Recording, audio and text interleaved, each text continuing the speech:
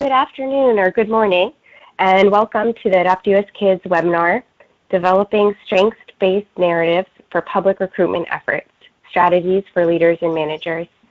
I'm Tracy Surjanian, and I'm the Director of our Capacity Building and Engagement team at Adopt US Kids.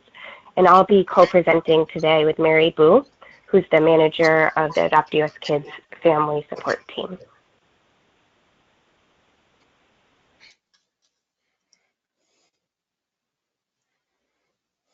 To get started, let's just go over a few quick housekeeping items. The webinar will be 90 minutes long, and it will include time for questions via the online chat. We will record the webinar, and we'll post the recording on the Adopt US Kids site, and we'll email that link to all registrants, and we encourage you to share it with your colleagues. Your line will be muted throughout the webinar, but we do want the webinar to be interactive, and we invite you to participate in poll questions and to share comments and questions in the chat window throughout the webinar. And you can also use the chat window to let us know if you experience any technical challenges. And last, we ask that you please complete the feedback survey that will appear in a new tab in your browser as you exit the webinar. And that will be really helpful to us as we plan future events. And here we just have a visual of the sidebar. You can see the chat window and where you can access materials. Now I'm going to hand it over to Bob Hearn, Adopt US Kids National Project Director, to provide us with opening remarks. So good day. I'm really excited that so many of you can be on the webinar today. I want to go over just briefly Adopt US Kids mission. So we have a twofold mission. One is to raise public awareness about the need for foster and adoptive families for children in the public child welfare system. And the other is to assist states, territories, and tribes to recruit, engage, develop, and support foster and adoptive families.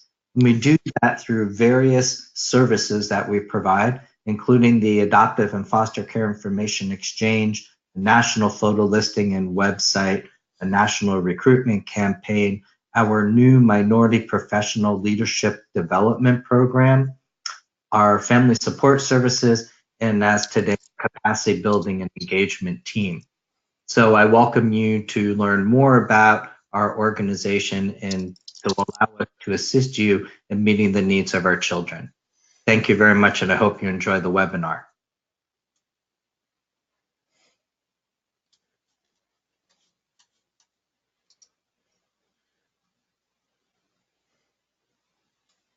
Thanks, Bob. So before we dive into our presentation, I'll just quickly review the 4 goals for today's webinar. We'll share with you a strengths-based paradigm of public child-specific recruitment with a strong focus on protecting children and teens. We will explore how administrators and managers can make systemic changes to ensure strengths-based narratives.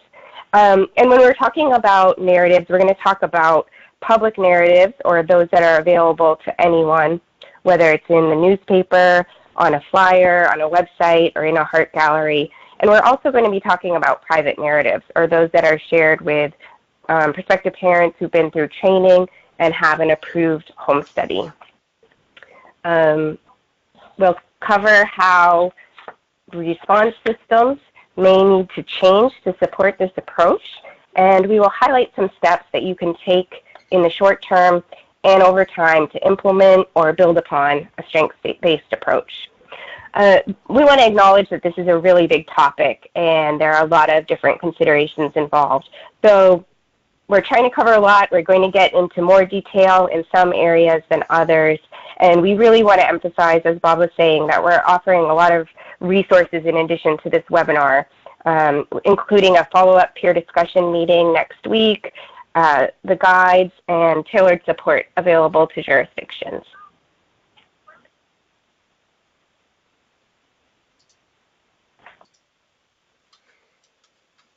We're calling on the child welfare field to embrace a new paradigm related to public profiles or narratives of children and youth who need to be connected with a family. And this paradigm encourages strengths-based narratives with positive, descriptive information and up-to-date, appealing photos, which will support the goal of engaging prospective parents. This paradigm puts a high priority on children's safety, dignity, and privacy, and seeks to encourage and partner with parents to learn more about adoption, so they can learn more about adoption and children in care generally before presenting those who are serious and have moved forward with the process with additional information about challenges and disabilities that individual children may face. And we know that for some jurisdictions and communities, you've embraced this philosophy for years and are ahead of the curve. And for others, this paradigm shift will require some significant changes at various levels. Regardless of where your system is in the process, we encourage you to think about how we can all work together to protect children and increase their chances of being adopted, or in the case of foster care recruitment, connected with a family who can meet the needs. And while we're talking a lot about narratives today, the paradigm really does apply to all the work of the agency.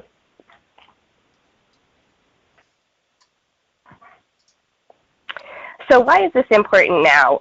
The world has changed a lot since we first started developing public profiles for children waiting to be adopted. The internet was created, that's a huge one, and became commonplace, which means information is much more accessible and easily shared broadly, which is great in some ways. But with the internet, unfortunately, cyberbullying has become common, and information that we don't want shared broadly can be disseminated easily. And also, new laws have been established that highlight the need to protect confidential health and medical information. While many jurisdictions have changed policies and practices, as a whole, our field of adoption hasn't yet addressed how these changes with the times lead to a change in how we portray children and how to go about making those changes. And so that's what we're going to talk about together today. So there may be, as you're thinking about this or talking about it with your team, there may be some reactions kind of along the lines of, hold on, yes, we want to be strengths-based, and it is also important for prospective families to have accurate and complete information about a child before adopting. And we absolutely agree with that. Full disclosure is important for adoptive parents, and what we really want to think about is when, how, and with whom information is shared. Here you see the information sharing continuum that helps illustrate this concept.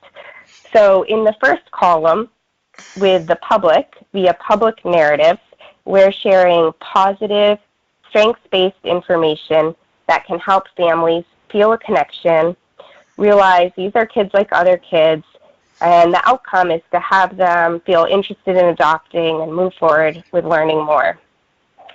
At the next stage, in the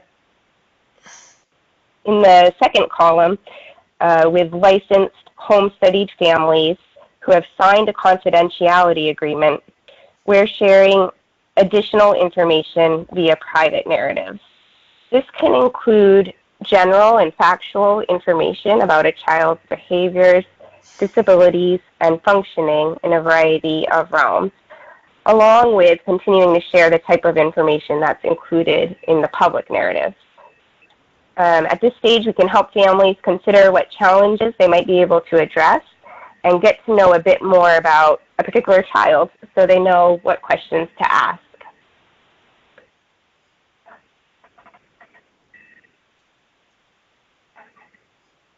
At the third stage, we're looking at the information that is shared in conversation with prospective adopters who are moving toward placement, families who workers think may be a good match for a specific child or sibling group.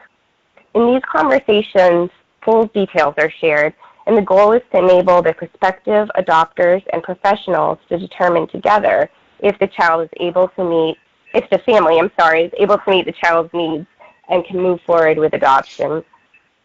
So this would also involve talking about supports needed and available. I'm seeing that some people commented that it's a little staticky. Can you hear me okay? We can hear you, but there are this little metallic staticky thing occasionally. So, but I can certainly hear you and get the content. I hope other people can as well. Okay, I'll try to fix that before my next section. So at all of the stages, the idea is to be talking about kids in a strengths-based and holistic way as people. And this really goes beyond narratives. It includes how we talk to resource families and our colleagues about children and youth. And we need staff at all levels to be involved and really embrace this philosophy. So to really connect with the philosophy that we're presenting here, it can be helpful to take a walk in youth's shoes. And you could consider incorporating an exercise like this one into your staff training, and we have some samples in our guide that can help with that. So first, we want to think about the fact that when we put information in public narratives online, we are making it available to anyone and everyone, including youth, their peers, their family members, and unfortunately, even predators. So how would the youth feel if they weren't engaged in creating it and they saw this profile with, some of their private information, or if a classmate saw it? And then let's think about having your own information and photos shared publicly, or how and when you share information about yourself in different situations based on the audience and based on your goals. And I welcome you to comment in the chat here too, if you have some thoughts on this. Maybe consider what you would share if you're filling out an online dating profile or using a dating app versus if you meet someone from the app in person individually, or at later stages of getting to know someone. You can think about also what you'd share on social media and then what you'd talk about with a close friend. Another situation we can think about is applying for a job. Your resume is all the positive stuff, right? Focusing on your experience and your abilities. In an interview, you might talk about a challenge, but probably with a positive spin. And later on, maybe even once you're in the job, you might talk to your supervisor about what you're struggling with and where you need support. You might talk to a friend outside of work about a personality clash or vent about a tough day at work, right? But that's not going to be but what you put in your bio on the agency website. So why would we do less for vulnerable children? And this should apply even if a child has medical and or cognitive challenges and won't know what's included in their profile. All children deserve that same level of respect and consideration for their privacy. Okay, thank you for joining me on that. And now let's go to a poll question to get a sense of where we're at in terms of guidance around narrative content. Okay. So now if you can share, if you have policies or written guidance on what to include in a public narrative about a child. Give you a moment to respond.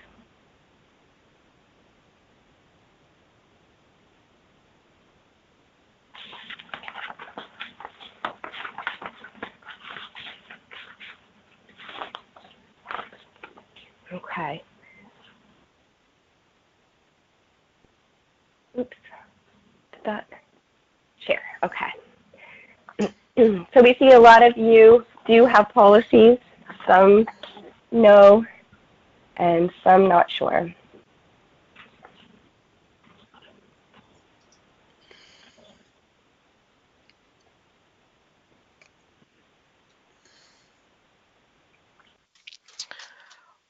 All right, and this is Mary. I'm going to take my turn now, and thank you, Tracy, for setting the stage so well.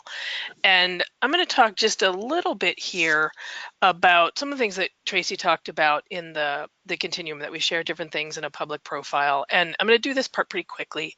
We did do another webinar for those who are writing the narratives with much more detail. But I'll say before we get into, sort of what to include, what not to include, and what to consider carefully, if you embrace as a system, as a leader, the philosophy that Tracy talked about being strength-based and protective of children's privacy, safety, and dignity, then it's really easy. It's almost more important than the policies. Because once you've embraced the, hey, what we're putting out there is what is most likely to help the child, to help encourage prospective adopters, and would be nothing that would, be too private, then it's really quite easy to know what goes in most areas. It's a little harder if you aren't working from that philosophy and you're just trying to go through your profiles and figure out what to delete or what not to delete. But I'll go through it again just briefly, here what some of the areas are things that we think. And first is the what to include in a public profile. And when we were working on this, we called these the green light items. You can go for these. And it really, what goes in are the positive things that make a child or person unique and interesting, and what would make somebody interested in becoming their parent or moving forward. It's about details. It's about, so rather than saying a kid likes sports, you talk about that they love soccer and the DC United is their favorite team. And because it's those details that are going to connect with people. That's how we connect with one another as individuals, is when we have those, like, oh wait, I loved that book too. Oh, Anne of Green Gables, that was my favorite book as a child. So it's those details you want to get in here. And the best things to include in a public profile you're going to get when you've engaged young people in the work. And so we'll say a little bit more about it later, but again, talk to the young, again, if they're developmentally and cognitively able, talk to the young people, have them engaged in crafting the profile, include quotes. That's going to get at the things that really make the child who they are. And that's what's going to interest other people. And then when we talk about, again, when you move forward with having policies, you'll want to have what not to include in a public profile. And these are our guidelines. And again, as Tracy said, it's not about keeping information from people who are adopting. It's really important to share information, but later in the process. And these are some of the more important ones that we think shouldn't be included. I'll particularly highlight the medical information, and then behavioral challenges, information about their past history, anything that's painful or embarrassing. I don't know, I'm sure all of you have looked at lots of narratives, and we've seen plenty that have things that no one would want said about them on the internet, about somebody being overweight or having hygiene problems or things like that. There's just, no reason to share that information in public. And again, if you walk in youth shoes, as we talked about earlier, you'd never consider putting those things in a profile. And then the third area, and this is where, you have to more discussion as you're working as a manager or a leader, the things to consider carefully in a public profile. And again, I won't get into the details, but I'll say a couple things about what's here is we do think it's okay to talk about that there will be ongoing or long-term needs. Again, we wouldn't say that you'd include anything about, lifetime care or 24/7 medical care, because that would be medical information. But that saying a young person will need ongoing services or long-term care generally it would be okay, or can be okay, depending on context. I'll just quickly talk about appearance. This is one of the things that we often see them.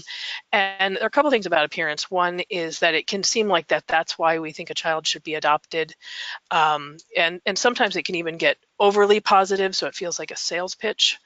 But there are times, especially with children who have high medical needs, or there is not as much you can say about their personality or their likes that we haven't seen. You might talk about a favorite outfit or great red hair. So there are times like that where you can pull in a little bit of appearance. So these are the areas where we think require a bit more information and discussion. But when you are crafting policies for your system, these are the things that you would want to create, these 3 different areas, and figure out what you put in each area. And these are a couple of things to consider carefully. And you'll notice that we had sexual orientation in both what not to include and what to consider carefully. And that's not a mistake. We did consider both of those things. That one thing here is we don't want to ever put a young person who's out and who knows the risks. We don't want to put anybody back in the closet, but we want to be careful about it because we know there is increased bullying and risks for children who are LGBTQ. So again, but for an older child who is engaged in crafting the narrative and wants it in there, that's certainly something you as a leader can consider keeping in there. Quickly, just about photos, and I'll say a little bit more about this later, but you want to make sure that you have a policy that talks about that they should be positive and good quality. You can have detailed information about, not including weapons. You can talk about, that they need to be a certain high resolution. A really important thing is not revealing location information, and I'll say a couple of things about that it's both. We've seen pictures of kids in front of schools or even in front of street signs or other things that might show where they can be found. But we also want to make sure that people, if they're putting photos in photo listings or on websites, that they don't have geotag or location information on them. And just so you know, any of you using Adopt US Kids, Adopt US Kids automatically strips out any of the geotag information, so you don't need to worry about it in our system. And the other thing, of course, is to make sure photos are updated regularly. We know that that's one of the best things that can help generate more interest and increase in a child is a new photo. So those are things to consider putting in your policy. Next, let's talk a little bit about private profiles, and Tracy talked about this. In our world, this is information for sharing more private information with home-studied families. And through the Adopt US Kids profile, there's actually a private narrative that only verified families can access, but you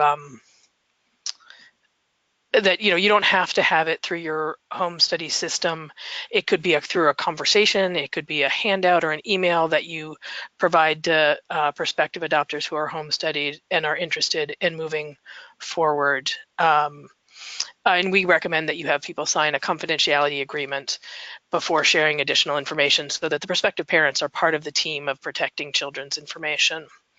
And we'll say about private profiles, they're still positive and strength-based, but they can begin to share information about a child's needs. I'll do another quick poll here and asking if you have a way to share information, private information with families who have an approved study. So again, this could be through your photo listing, it could be through conversations or an email or a handout.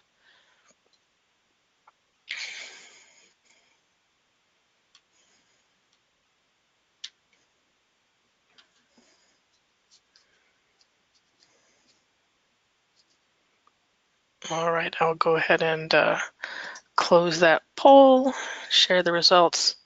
So it looks like a real mix here, but again, what's great to see is that and if those of you who said you share things in another way, if you want to type it in the chat box so others can see, that would be great. But again, it looks like all of you do have a way to share private information with families who have an approved home study, which is great.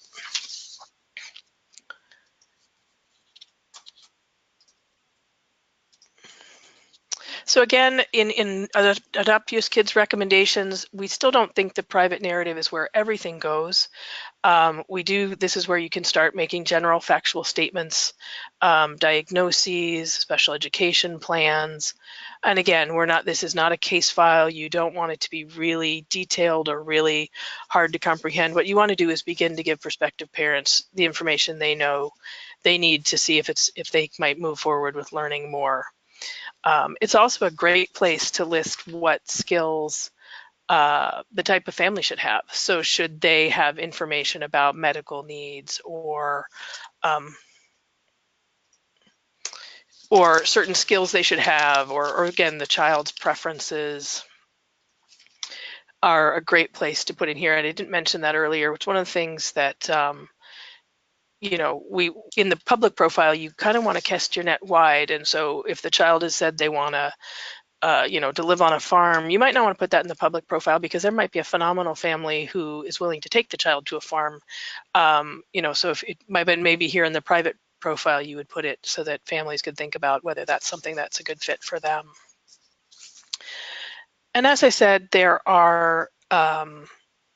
is information that we wouldn't include in a private narrative that you would really save for those conversations when there's a specific match made. And that's obviously identifying information down the road, abuse and neglect history, when a child has moved. Again, we think placement history says more about our system than about the child themselves.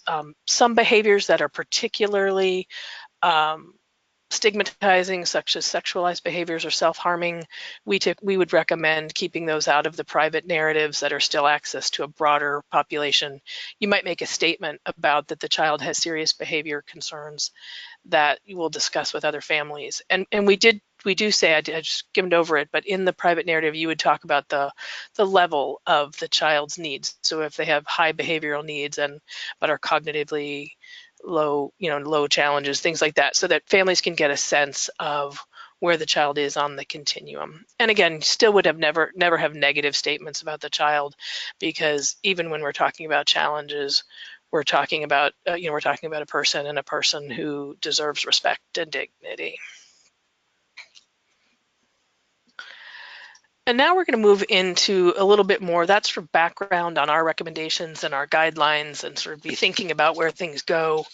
I want to talk about, sort of, as a leader, what system changes you might make to support strengths-based child-specific recruitment. And again, it's, as Tracy mentioned earlier, it's not just photo listing, it's any of the public discussions you're having about children who need families. And you'll see there are 4 different areas I'm going to cover in this area. But before we get to that, I want to talk big picture about the first thing you can do is promote a positive strengths-based culture all around your agency, and a culture that embraces the fact that there's a family for every child who needs one. And starting from that place is a really good way to make the policies, procedures, the staffing, all of that make sense within that system. And just a couple of tips for that. I mean, the first thing is to talk often and publicly about how there is a family for every child. Share success stories, especially about children who are older. I mean, we hear about children who are adopted from juvenile detention centers. We know all sorts of children with very high medical needs who find a loving family who is really able to meet their needs successfully. We know children are adopted from group care. Share those stories, because having your staff and your contractors believe that it's possible and believe that this is the right thing for the child is the best way to kind of get this into your culture. And the other thing is to highlight and reward staff for when they're successful with these placements and for being strength-based. And so, so if somebody does a wonderful strength-based narrative, share it with everybody. Say, hey, this is awesome. And if that narrative generates lots of inquiries for 15 or 16-year-olds, even better. Share that and get people to drink the Kool-Aid. I mean, really want people to buy into the philosophy and the possibilities here. So that's the preaching part of this, but now get into sort of the details about sort of different areas to consider in your system changes.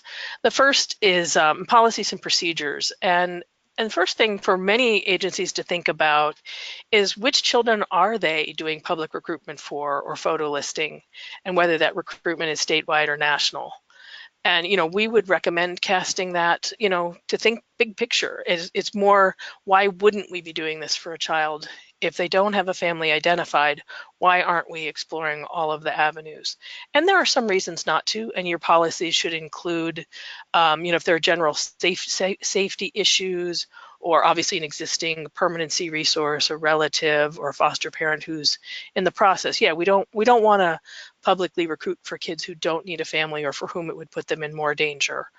But we do want to do as much as we can for those kids who don't have a family. So again, you want to have policies and protocols about when you list children or recruit for children publicly, and when you would not do so, and how you document those exclusions.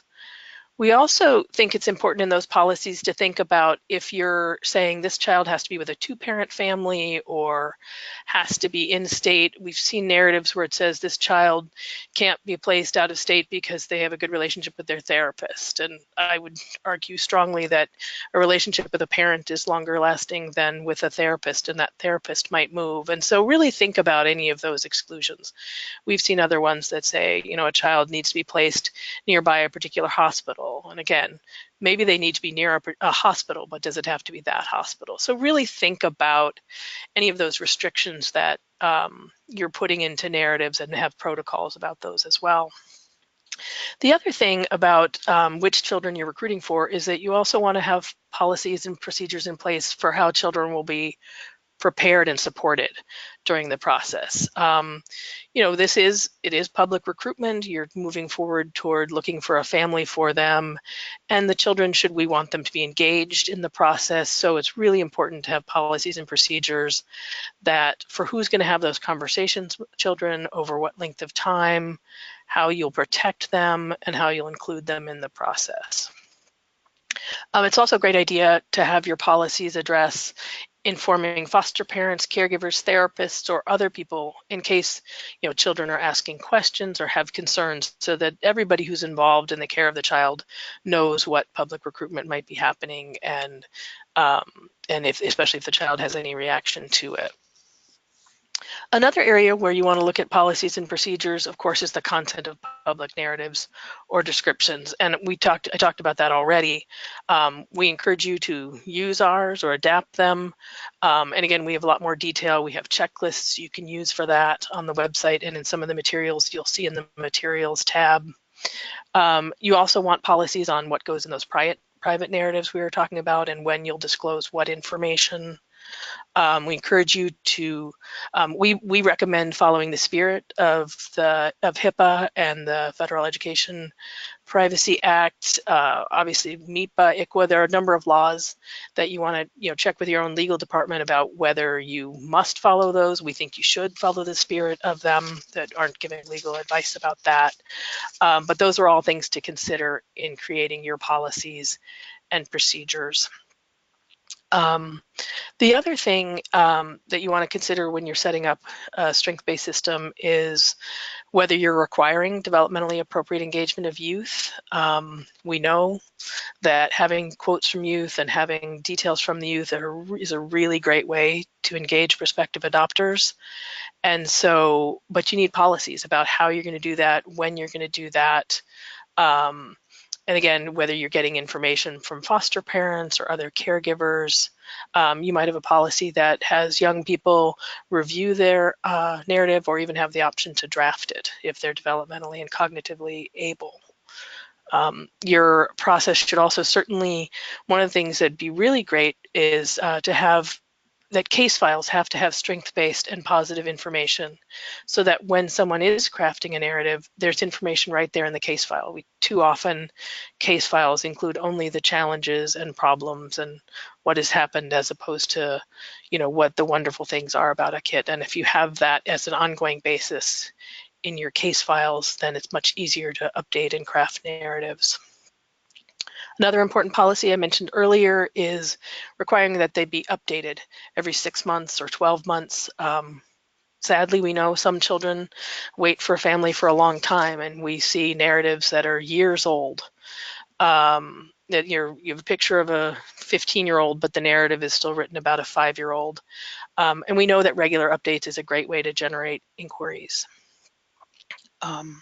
A final thing I'll say about policies and procedures is that making sure that you have some review of each narrative, that's a manager or supervisor, and one that has embraced the strengths-based philosophy is reviewing every narrative before it is distributed. They're looking at guidance, they're looking at overall feel.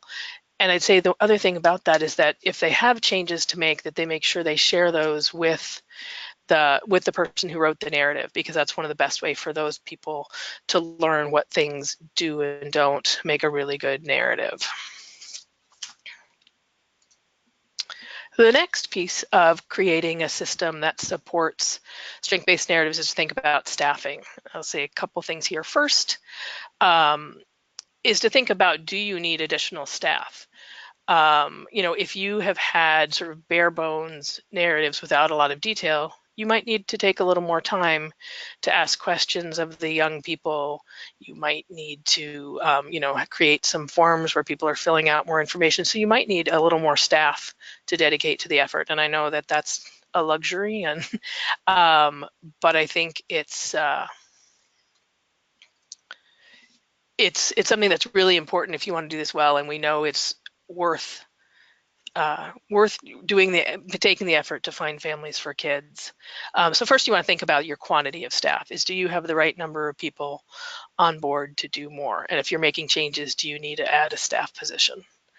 But then you also want to think about who's doing what, and that's what these bullets are about. And there are a number of different ways to do staffing, to have these strength-based narratives and profiles. I mean, first is you can have one or a few writers, and we know some places that do that.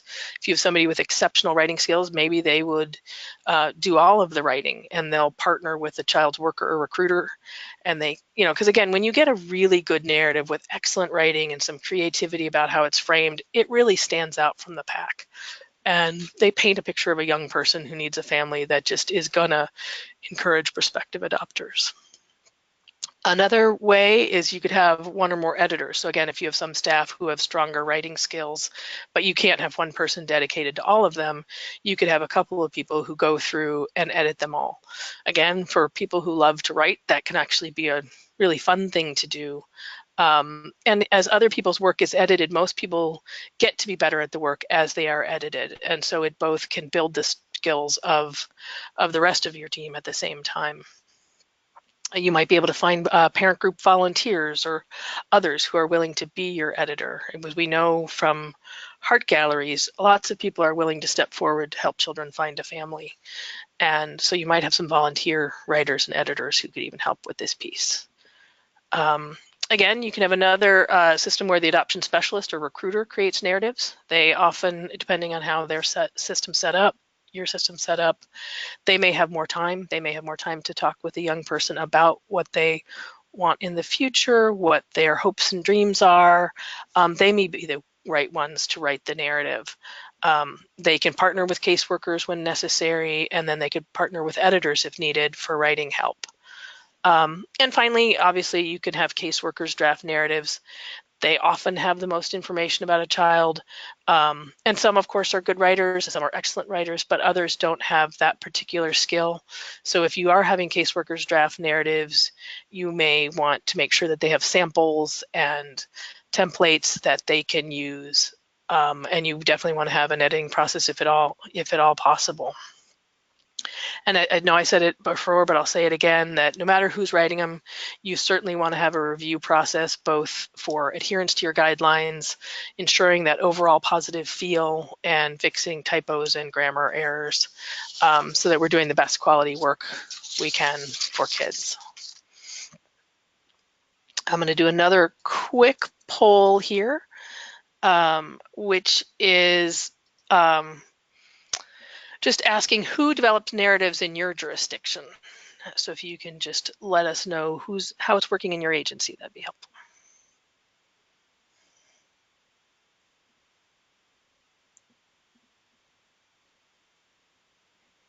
And again, if anybody's doing other, feel free to type that in the chat box so we know what that looks like. All right, I know only a few of you voted. I'm gonna go ahead and close this. And let's see. So again, as I said, we know there are a bunch of different models. There are, you see a different thing. Again, the dedicated writer is the more unusual. And I would say, I'd ask for those of you who are having caseworkers do it, will you type in the chat box and let us know if you have a formal review process or if you have anyone who edits? That would be, again, I just think interesting to see how that plays out. And again, because one of the things that if you really are going to change the way you're doing this, you may need a more formal review process or editors or other things to beef up. And I know it's interesting, a couple people talked about a template, or so I know somebody mentioned a template, and I'll just say one thing about a template, that I think templates are great, but know that if people are reading a bunch of narratives in a review and in a row, which we have certainly done here at Adopt US Kids, that the template can actually make the narratives all blend together. And so if you have templates, we recommend having several templates so that the structure varies among the different reviews, because so many families are going through reading a bunch at one time, and you want to keep engaging them, and the brain will get really used to reading it one way. Wait, which kid was this? Whereas if you have some variation from the template, it can really help engage families. Thank you for all of those, sharing all of those tips.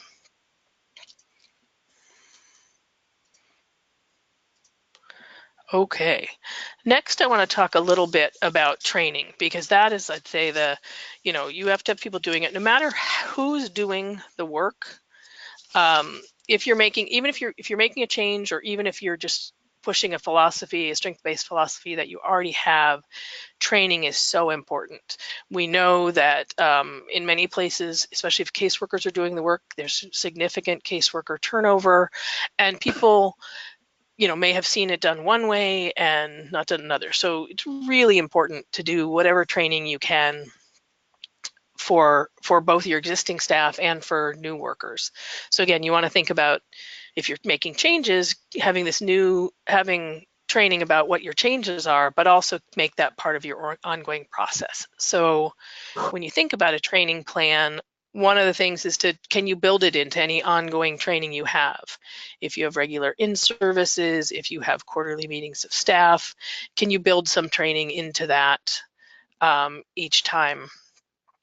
One thing we'd say to think about in your training plan is, do you have two trainers? One who is a leader, who has embraced the philosophy, who can sort of show that this is really important to your agency, and one who is someone who's actively engaged in crafting narratives. So you have both somebody who is showing that this is really important as a leader, but then somebody who can say, yep, I've struggled with this myself, I know how to handle this.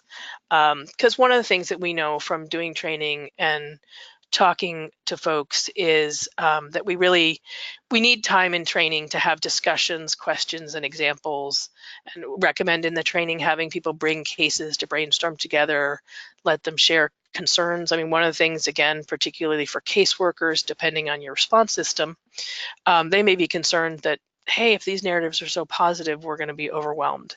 And that's why Tracy later is going to talk about response systems. And we think as you move to a more strength-based approach, you have to be discussing and considering your response system at the same time.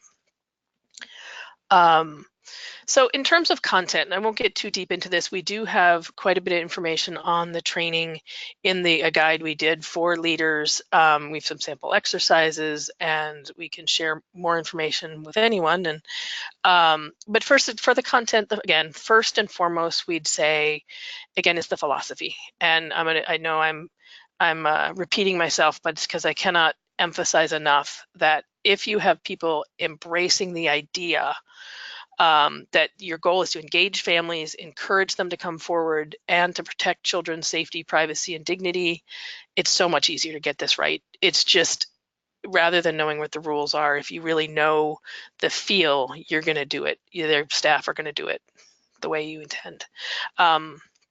That these public narratives are not about screening out families or sharing all of the concerns and about the impact of trauma.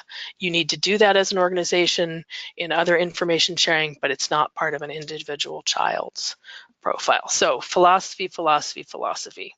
And I think we also want to share here that you want to share that continuum that Tracy talked about earlier, that this is never about keeping information from the people who are going to be caring for a child. We know it's critically important for them to know everything. They need to know all of the challenging behaviors. They need to know details on medical care. They need to know placement history. They need to know birth parent history. But they need to know that when it's the family who's been selected or is about to go forward. So philosophy first.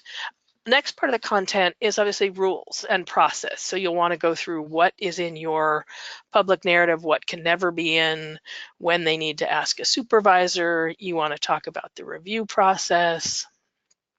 You want to talk about when youth engagement would be a significant part of your training. If you have requirements that youth are going to be engaged, how you do that in a supportive, positive manner. And then what supports need to be in place for the young people as they work on narratives and their own permanency planning. I also think training can have information on writing tips and varying narratives, using positive adjectives, details, and again, the need for review, and that every narrative should be reviewed for adherence to the guidance and just for feel. So that's that's all of what you need to consider when you're setting up training for moving to a strengths-based philosophy. And I want to make sure, I know one person in the chat said their sound went out. I want to make sure that others can still hear me. Yep. Okay, good.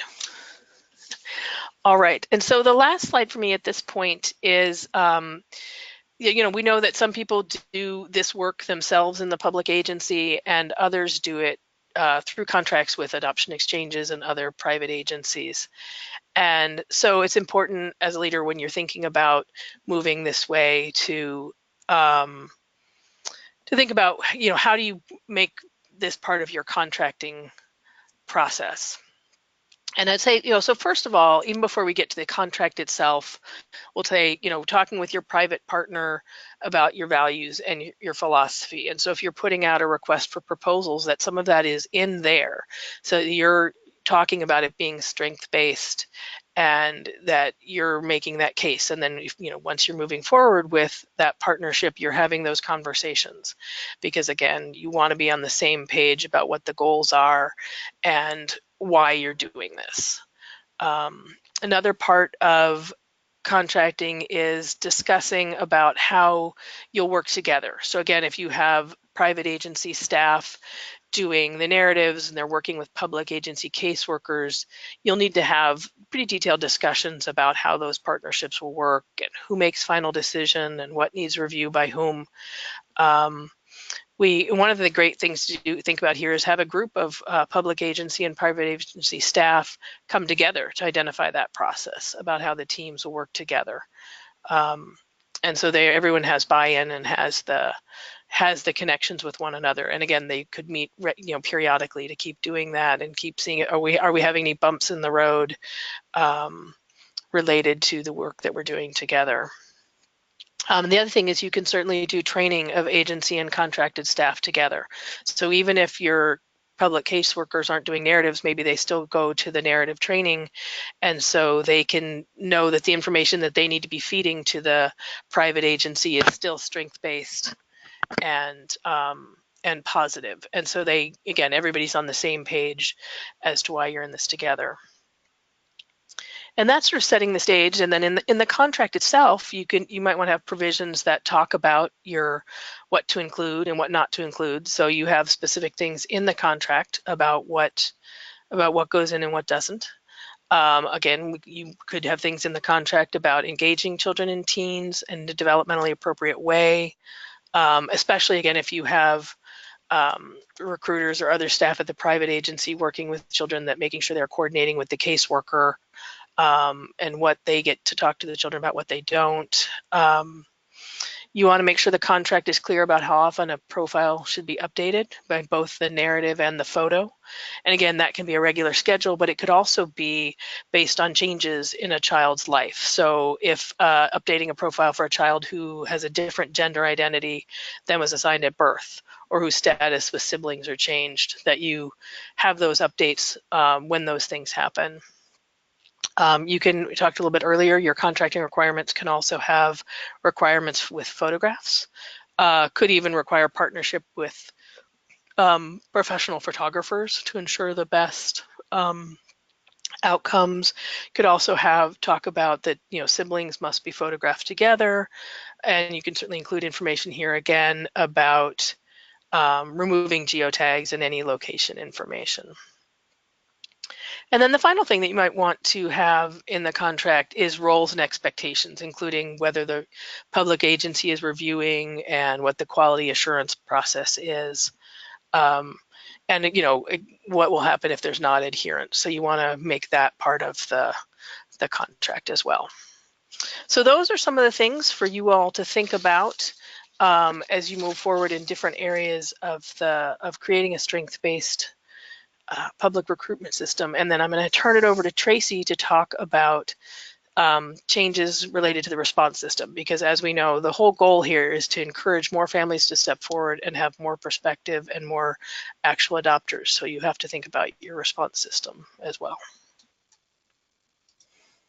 Thank you, Mary. So implementing or deepening a strengths-based approach may require some changes to your response system. And we'll talk now about philosophy, policies and procedures, staffing, and contracting to support an effective response to inquiring families. So some of the same areas that Mary just spoke about, but looking at how they relate to response system. So if we could go to the next slide, please. Once again, the philosophy is really the bottom line here, embracing the idea that more inquiries means more prospective parents, and that is a good thing. And looking at prospective parents, viewing them as our partners who need information and support. So we want to work with prospective parents by helping them to understand why narratives are strengths-based, so they can really get on board with this approach as well and see themselves as part of the team caring for children. We want to provide them with clear information about the process so they know when and how they will receive more information. And we want to provide them with information and support early on about the effects of trauma, talking about children in care generally rather than the experiences of specific children. And we want to support them throughout the process, really recognizing that that period of waiting to be matched is really difficult for many families. So it's critical that each interaction prospective parents have with the agency leaves them with the feeling they're welcomed, they're valued, and they are supported. And we'll need to create a customer service-oriented plan to respond to all the inquiries from prospective adopters, whether they have a home study or not. And this can involve looking at your policies and procedures and also assessing your current approach to staffing and any changes needed. So we'll talk about that. Can move to the next slide. So you may want to put in place guidelines around the maximum length of time before a response is made. For example, this might mean staff respond within a week to all inquiries, or 2 weeks, but with different responses for the public and for home-studied families. You may also establish formal guidelines for how additional information will be shared with home-studied families. So if your photo listing system has a specific private narrative system, like Adopt US Kids does, you'll want policies about who can register and how you'll verify they have a home study before you provide access to more private information. And if you don't have that private narrative section in your system, or for other types of public recruitment, your agency will need a policy on how and when and what type of information will be shared with home-studied families in writing or in conversations. So next slide. So if you're seeking to provide more information to prospective families, to implement more robust tracking, or to speed up your response time, it may require more staff time than you're currently using. And similarly, if you're writing more engaging narratives or doing more public recruitment, you may need more staff to respond to the increased volume of inquiries that we hope will be the result. So a good first step around this is to assess the amount of staff time you need to respond to inquiries. And there's quite a few questions you could consider in an assessment, but some of the key questions include looking at how many inquiries you handle each month or in a given period of time, and of those, how many are from home-studied families and how many are from others, who on your team is responding to each type of inquiry, and how much time does this currently take. Do you want or need to improve your tracking of inquiries? Do you want to follow up after a set period of time, such as a week or a month, with people who made an inquiry? And you may also need to look at the staffing structure, and some possible ways to approach this are having different staff members respond to those who have a completed home study and those who don't. For instance, you can consider having administrative staff respond to initial inquiries from families who haven't started the process or haven't yet completed their home study, or even who have a home study and need more information about next steps. The child's worker or recruiter can respond after they've received a home study to help the family learn more about a child or a sibling group.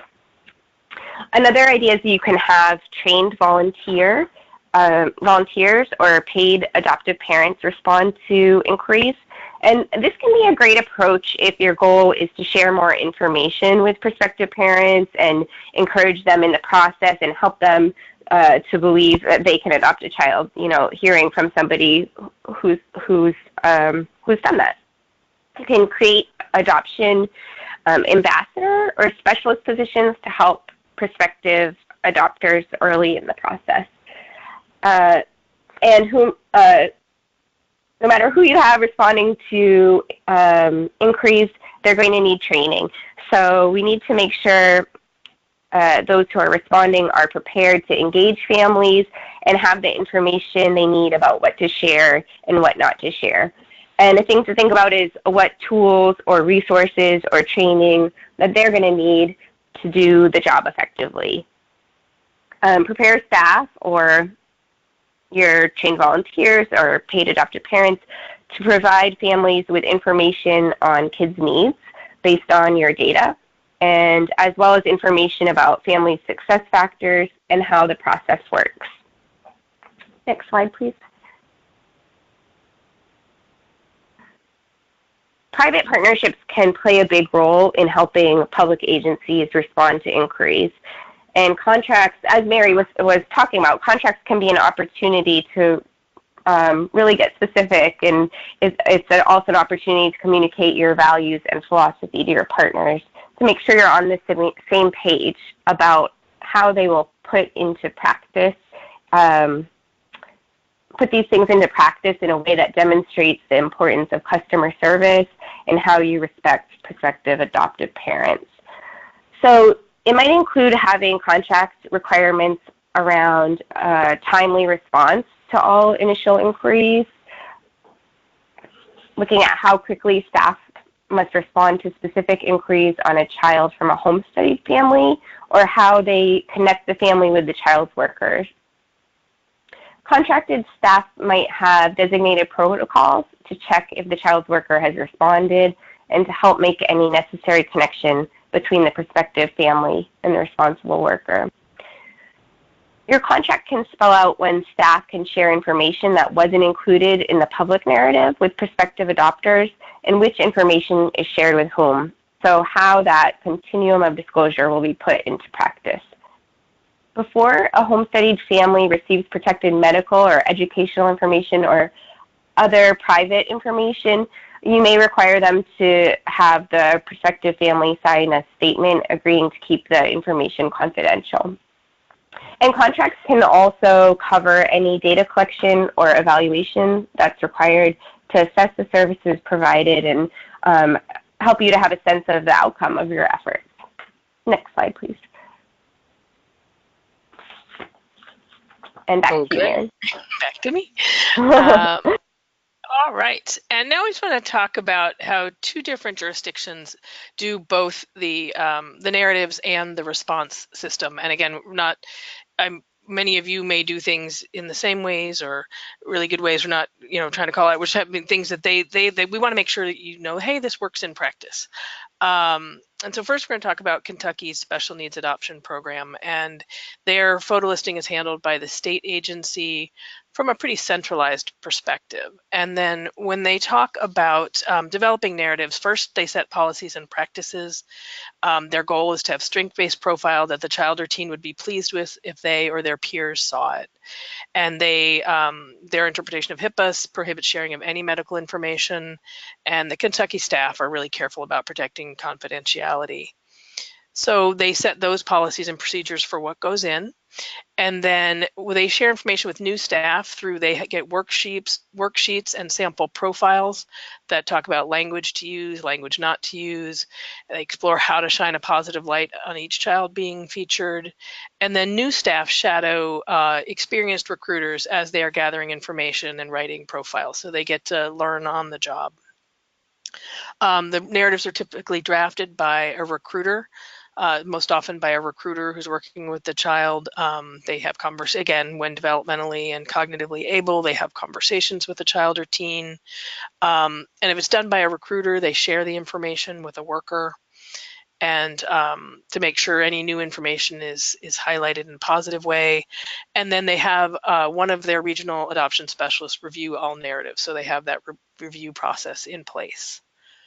And then on the response side, again, they have a centralized inquiry system, so the special needs adoption program staff handle first inquiries. And if people don't have a home study, they share information about the process, connect them to orientation or training in their area.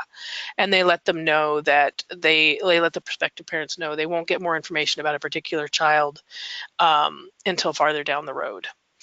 And then, but if the inquiry is from a home studied family, what they do is they have the family submit what's called a family review form, and that they can also submit a narrative about their family. And then they again let people know that they are not going to share more information until home study's been reviewed, the workers think there's a possible match, and the family signed a confidentiality form.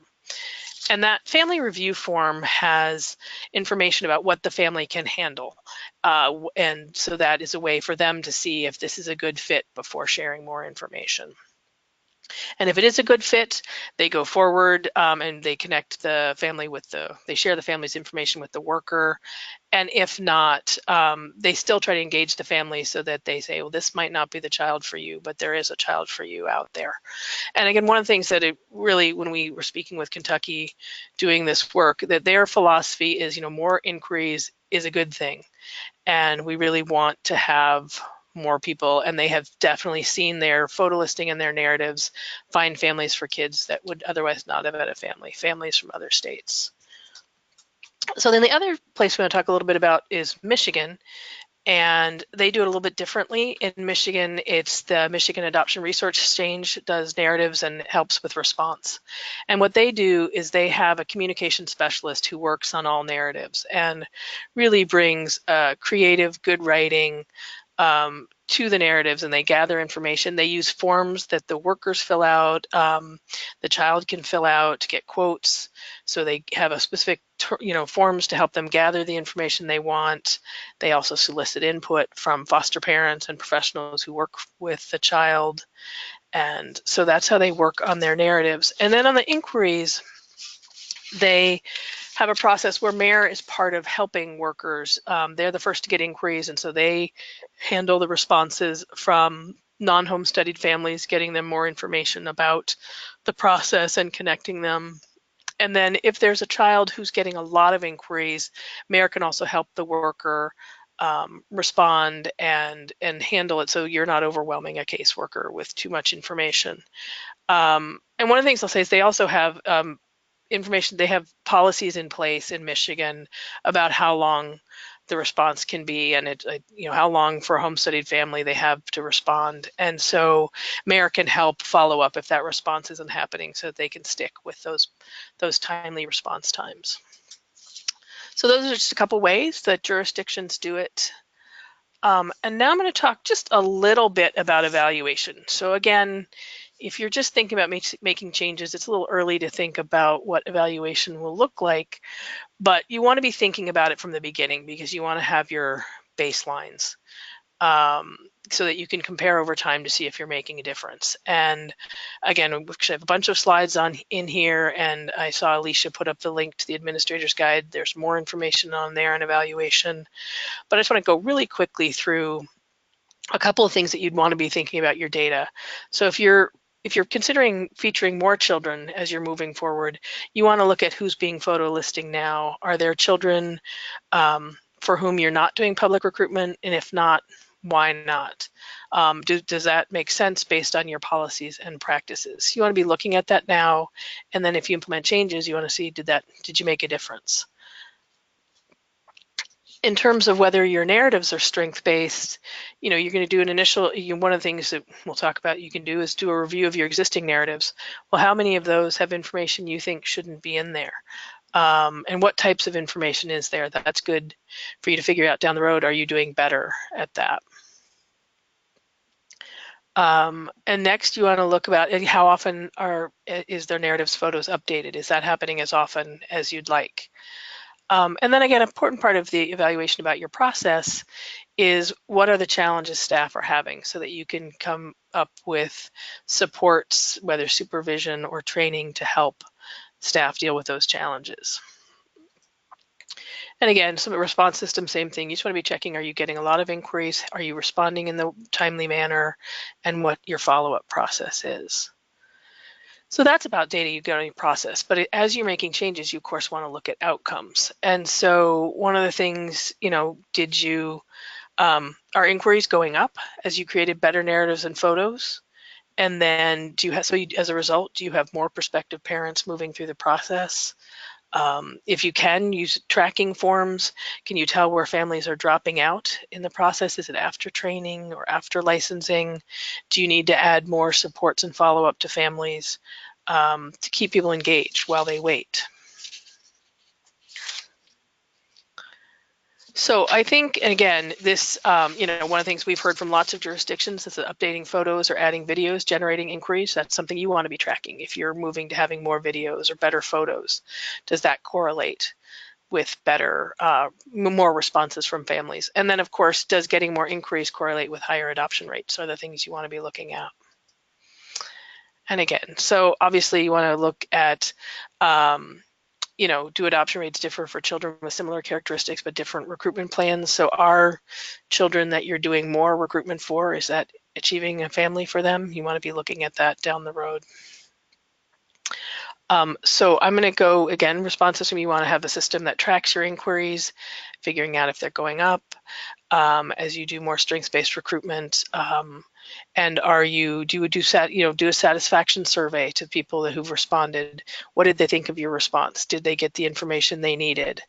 And then over time, if you follow up with them in 3 months, 6 months, are they moving forward? Do they still have the information they need? So again, I know that was this really fast, but one of the things you want to do, and we can talk to anybody who's interested in thinking more about this, we'd be happy to provide that support. But I want to leave time for Tracy to talk more about what you can do now. We've shared a lot of information, but now here's what you might do next. Thank you. Can you move me to the next slide, please?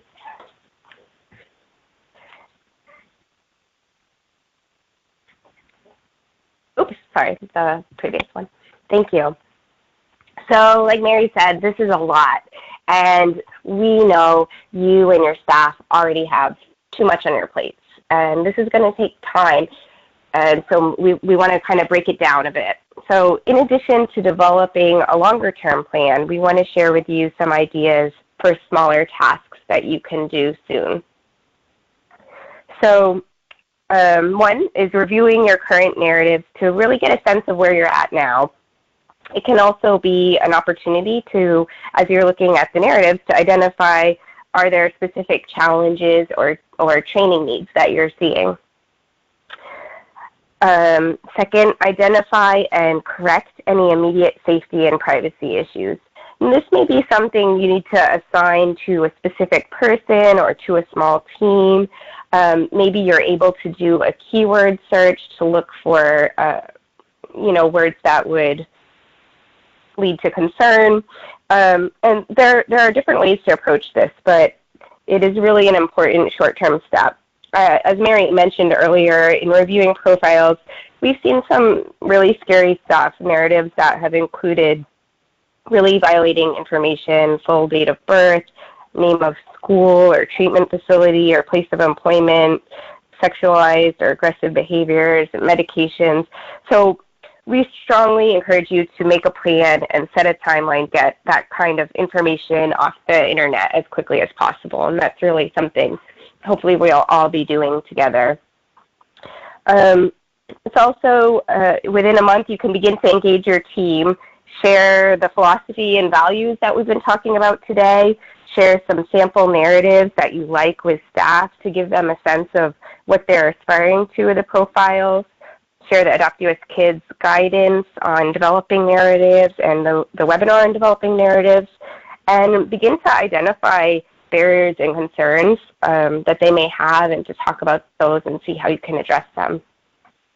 It's also an opportunity to identify staff that have particularly strong skills in writing or editing, or also who are particularly great at engaging youth and may be able to take a strong role in working with youth on their profiles or narratives. And also in a month, we would encourage you to get in touch with us for support if that's something you're interested in exploring. And the next slide, within 3 months, can review, create, or revise your policy as needed. Perhaps create a plan to update your narrative to match your goals and policies. So previously I was talking about really removing information with privacy or safety concerns, but now really looking at making them strengths-based, so taking it to that next level. Review your response system and assess where changes may need to be made. Determine what data you're collecting now and what data you'd like to collect. And you could convene a work group to work on this longer term. And another thing is you can share successes and recognize improvements that are happening and celebrate accomplishments. And this is something to incorporate into the ongoing work. But it would be great if, as you're making changes, you're able to share those with your team to help encourage and get people on board. In 6 months or a year, you can integrate training on strengths-based narratives into your other training for new staff, as well as ongoing training. And you can look at any specific training needs to address challenges. As I was saying earlier, maybe you're identifying some of the challenges early on, and now you're looking at how to address them in training. Implement efforts to engage children and youth in crafting or reviewing profiles. And this is something we're going to talk about more during our peer meeting next week. And so we're excited to hear from you and share ideas around that. Develop protocols for response times, make staffing structure changes, update your contracts with private providers, analyze your data and share it with your team.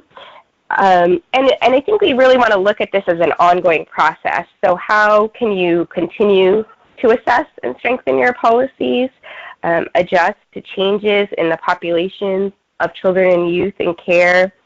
Maybe you can look at putting in place peer support meetings or supervisor check-ins. And how are you going to approach ongoing quality assurance? And those are some things you can look at over a longer period of time.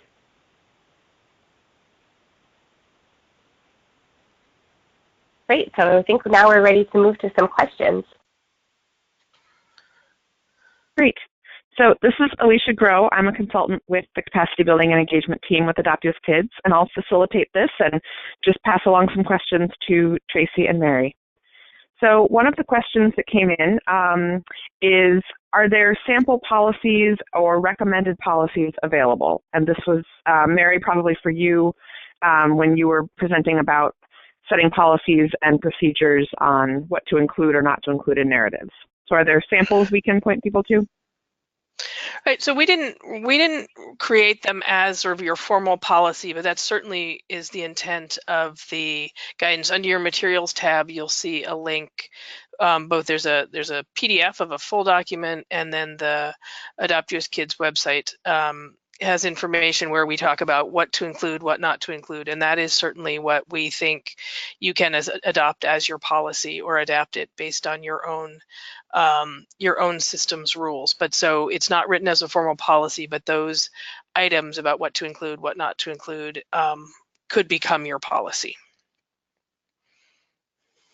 Great. Here's another question. What is the most important consideration for implementing a strengths-based approach to these public recruitment efforts?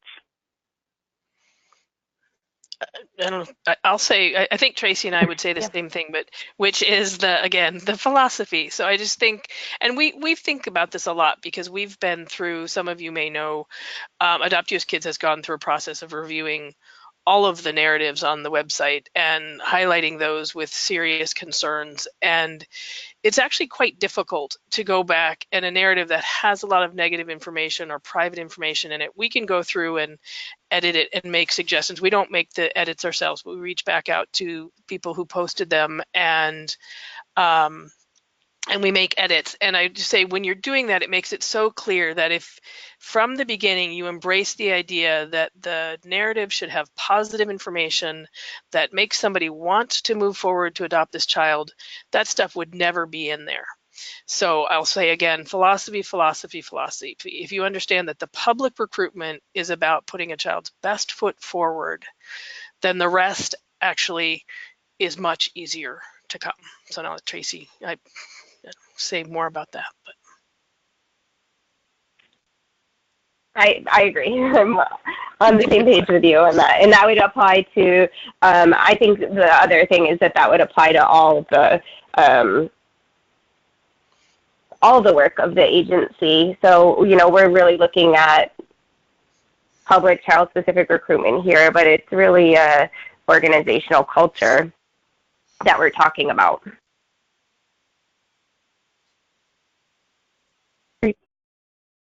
Another question just came in.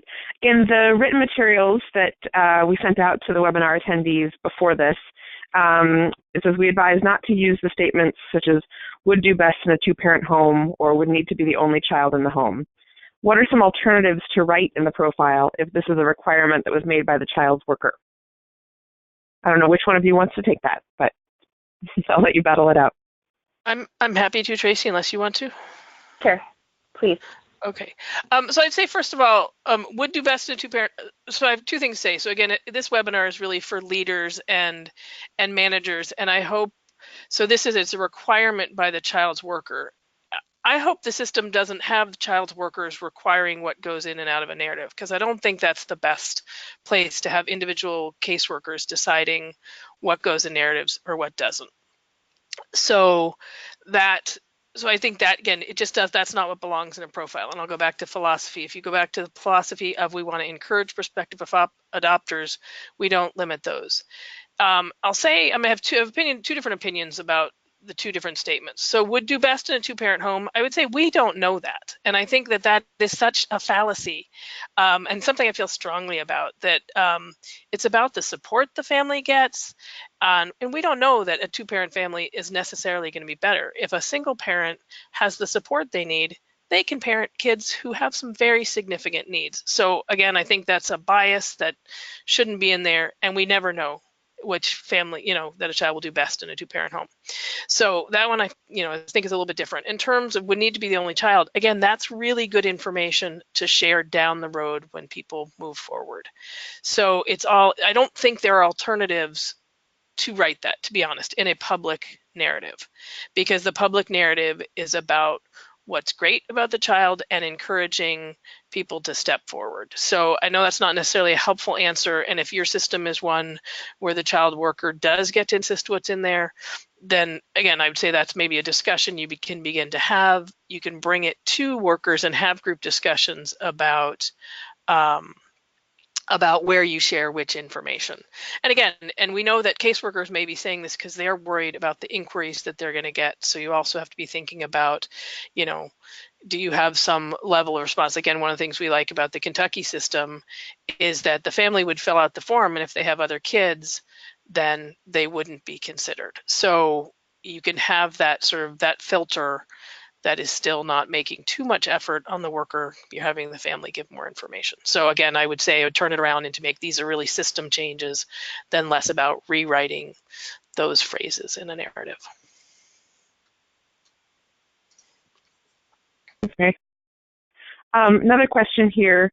Do you have any tips or resources for engaging youth in developing their profiles?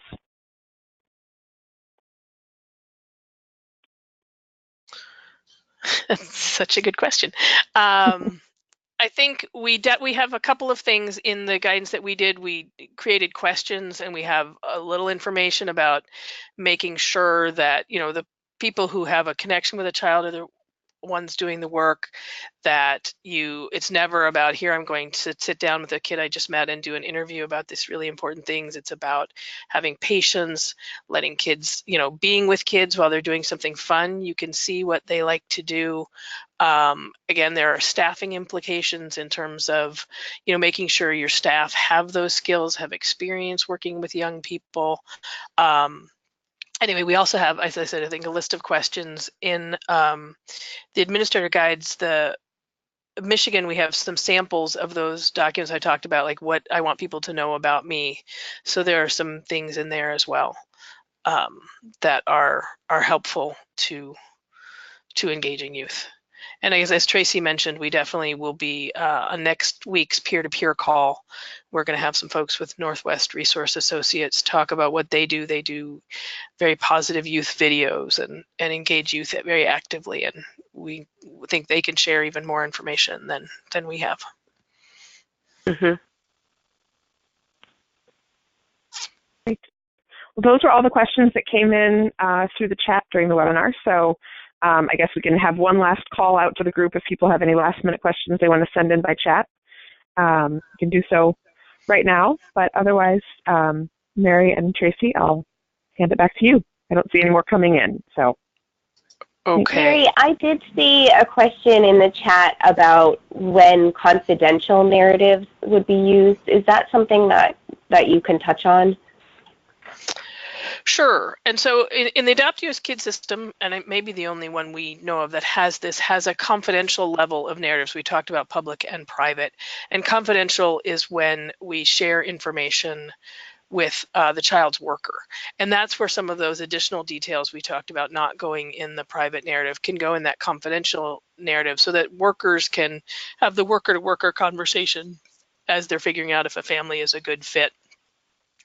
So any of you who use the Adopt US Kids photo listing, we encourage you to take advantage of that as a way to share information. Again, from what we know, people have not, most other systems don't have that. But again, it's another important to think about, that there is another level of sharing with workers, and that confidential, that you might share more with workers earlier on than you would with prospective parents. And now, again, if anybody has other questions, let us know. Otherwise, I'm going to just go over a couple of resources here. And I see there's a typo on this slide. I apologize. We keep talking about the peer meeting. So next week on June 20th, at this same time as this session was, 3 o'clock Eastern, we will have a peer meeting. And again, that's where we want you all to talk to one another about what you know, some of these issues we've talked about changing policies, practices, staffing. And again, we're inviting some of your peers who can talk about some of the specific things we've talked about on this session, but it really is an open but facilitated conversation. So we encourage you to attend that or share that information with others. We also wanted to let you know about the Adopt US Kids Minority Professional Leadership Development Program, which is going to be a great opportunity for professionals in the field who are people of color. And the applications, I should know, I don't know if they're available yet, but they are available soon. Today, as of today. Sorry, as of today. Jump in. It's breaking news. They're available as of today. Oh, that's great. Okay. Perfect timing, hot off the presses. So that is available, as you see the link here, at adoptuskids.org MPLD. And we encourage you to share that with any of the staff in your public or private agencies to learn more about that. And as we've said a few times here, Adopt US Kids is here to help. We offer capacity building support and services in a variety of areas, but this is one of them. And we would love for you to connect with us. And if you are interested in moving forward this, we'd be happy to talk about the specific issues in your system and brainstorm ways to put some of what we've talked about in practice. And then these are just some of these are also in your materials tabs for the most part, but we wanted them here as well. We have a guide for leaders and managers with a lot of the information we've shared here. We have a guide that is more about the day-to-day writing of narratives, and it has information on what to include, what not to include, but also has writing tips, has information about engaging youth. And then these two other pieces are sort of pullouts from that document. The first is the checklist, which we call, again, the green light, yellow light, red light items that we think could become part of your policies. And then some of the details on writing narratives is also pulled out, sort of for those of you who'd prefer the web version. And then we just wanted to highlight one other thing that's relatively new to the Adopt US Kids photo listing that might be of interest, that we now have an option where folks can check their narrative. And so we encourage you to communicate with the staff who are doing the photo listing on Adopt US Kids to do this. And what it does, again, it's not, looks through a public narrative and does a keyword search looking for what might be private medical information or negative information. So once somebody enters the public narrative information in their main box, they click on the check my narrative button, this blue button here, and then it will, they'll get a different response depending on what's in there. So if it does find information that we think is private, it will highlight it and will give this tip to consider revising your narrative. And if it doesn't find that information, then it just says, hey, we didn't find anything. And I'll just say that again, just because nothing was found in the keyword search doesn't mean it's perfect, but it's the key. We have a lot of keywords. Again, we've used the experience we have reading 5,000 narratives to do so. And so that's a really useful tool to help workers begin to clean up the narratives from private or protected information. So that is it. So here is contact information for me and Tracy. And we are so grateful you were here today and that you were willing to come with us on this journey to move to a more strengths-based system. As you sign off, we encourage you to complete the evaluation. We really love to know what we can do better next time or what else you need from us. But we also encourage you to reach out to us at any time if you want additional support or more information. We are here to help. And it looks like we don't have any other questions, so I think we can end it now unless anybody else has any questions to add.